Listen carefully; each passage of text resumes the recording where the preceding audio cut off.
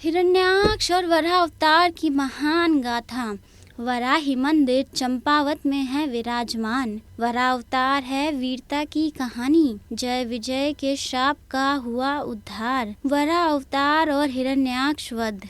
वरुण देव की बात सुनते ही हिरण्याक्ष विष्णु जी की खोज में समुद्र के रसातल में पहुंचा। जहां पहुंचकर दैत्य ने देखा कि एक वराह दांतों से धरती को ऊपर की ओर उठाकर दौड़ रहा है। दैत्य को समझ नहीं आया कि वराह के रूप में कौन है, लेकिन उसने सोचा कि साधारण वराह धरती को दांतों में नहीं उठा सकता, तो अवश्य ही वराह के रूप में विष्णु ही होगा, क्योंकि वे सदा ही देव कल्याण के लिए माया करते रहते हैं। हिरण्याक्ष ने वराह को ललकारते हुए कहा कि तुम विष्णु हो और धरती को रसातल से कहां लेकर जा रहे हो। धरती तो दैत्यों की हो चुकी है। तुमने कई बार दैत्यों से छल किए हैं, लेकिन तुम मुझे छल नहीं सकते। पुराने बैर का बदला आज तुमसे चुका कर रहूंगा। जबकि हिरण्याक्ष कटुवाणी से बहुत ही गहरी चोट करता आ रहा था, लेकिन विष्णु जी ने शांत रहकर मन में क्रोध न करके वराह रूप में दांतों से धरती को लेकर ऊपर की ओर बढ़ते रहे।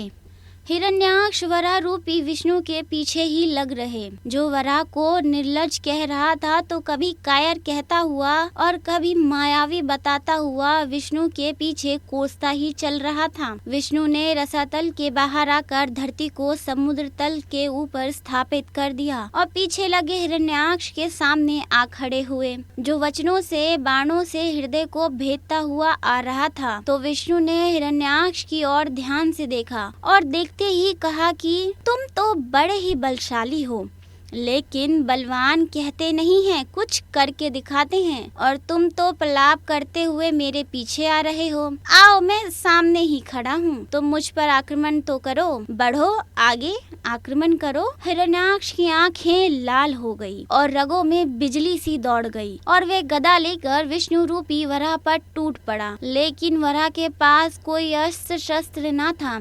वराह ने क्षण भर में ही हिरण्याक्ष के हाथ से गदा छीनी और दूर फेंक दी, जिससे हिरण्याक्ष का क्रोध और भड़क उठा। तो वे त्रिशूल लेकर विष्णु जी के ऊपर झपट पड़ा। विष्णु जी ने जैसे ही सुदर्शन का आह्वान किया तो चक्र वराह के हाथों में आ गया, जिससे वराह रूपी विष्णु ने चक्र से हिरण्याक्ष के त्रिशूल के भी टुकड़े कर दिए। दैत्य हिरण्याक्ष माया दिखाने लगा।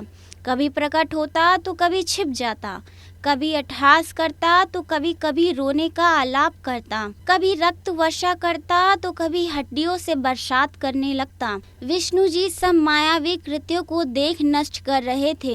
विष्णु जी हिरण्याक्ष को बहुत नचा चुके थे।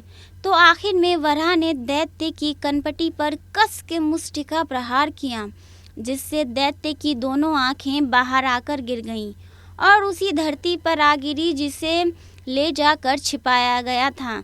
विष्णु जी के हाथों से मारे जाने के कारण हिरण्याक्ष बैंकुट लोक में लौट गया और फिर से बैंकुट के द्वार पर प्रहरी बन आनंद से जीने लगा। आज का विषय पूर्ण होता है। ऐसी ही अनसुनी गाथा का विस्तार से रसपान करने के लिए आप कीजिए प्रतीक्षा हमारे अगले एपिसोड की और हमारे साथ सनातन के संकल्प को निभाने के लिए देखते रहें आपका अपना चैनल एन दर्शन।